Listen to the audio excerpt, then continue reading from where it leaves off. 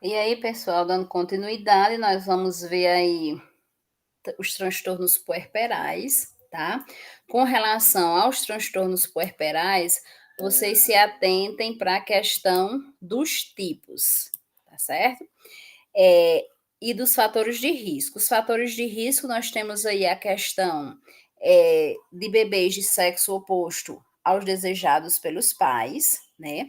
A questão dos abortos espontâneos, então a mulher vai ter mais uma vez um medo de ter outro aborto espontâneo, isso traz transtornos puerperais, tá?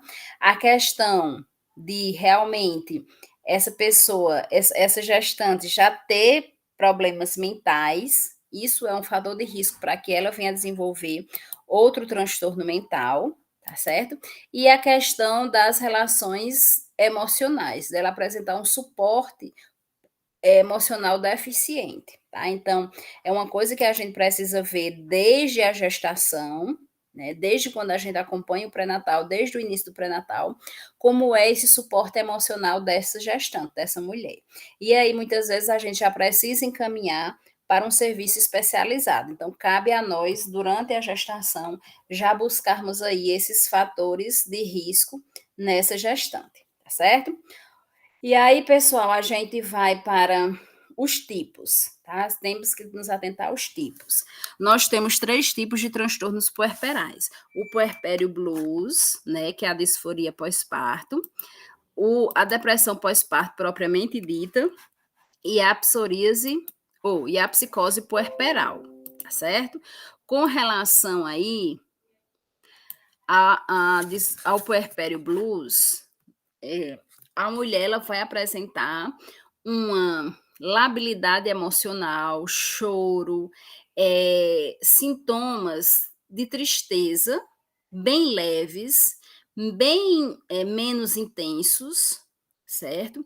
E que essa irritabilidade ou comportamento hostil para com os familiares e acompanhantes é só se esse acompanhante e se esses familiares não quererem entender a questão, né, desse humor mais frágil, mais sensível dessa puérpera, tá certo? Se a família entender, então essa irritabilidade não vai acontecer.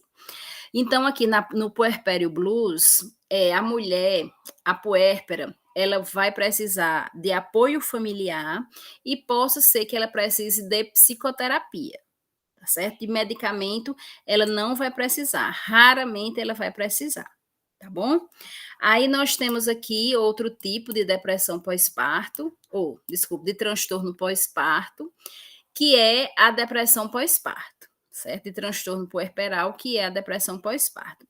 Seriam os mesmos sintomas do puerpério blues, só que agora com mais intensidade, tá? E também apresentando sintomas com relação ao corpo, insônia, perda de apetite, tá certo?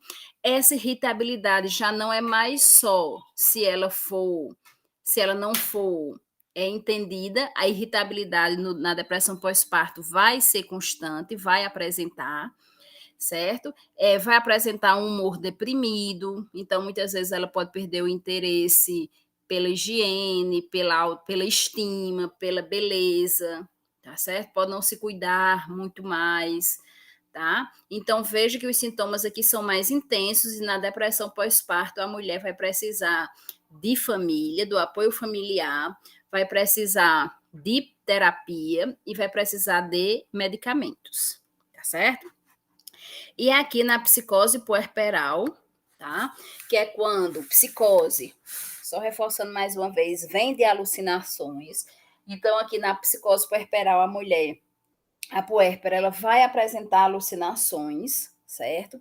E daí ela vai apresentar principalmente as alucinações visuais, onde ela vai ver o filho morto, vai ver o filho deformado, vai ver o filho monstro, né? Vai ver o filho de outras formas que não sejam ele bem, ele se mexendo, né? Ele bonitinho como ele está, tá certo? E aqui na psicose puerperal, a mulher pode apresentar é, infanticídio, que é matar o próprio filho, tá? E pode apresentar, não é comum, mas pode apresentar a questão do suicídio seguido do infanticídio, tá certo? Aqui a mulher vai precisar de terapia, vai precisar da ajuda familiar e vai precisar, né, de medicamentos, principalmente aí os antipsicóticos, porque ela vai apresentar aí os delírios e as alucinações. Tá bom, pessoal? Então é mais isso, né, que eu queria mostrar para vocês aqui na questão dos. Ih, já nem botei aqui para vocês, não foi? Na questão dos. Nem apresentei para vocês, ó. Na questão dos transtornos puerperais, tá certo? Então, aqui nos transtornos puerperais, vocês vejam aí nessa questão dos tipos, dos 3 tipos, tá? E vejam também a questão aí dos fatores de risco. Se atentem a esses 2 pontos, tá certo? Tranquilo?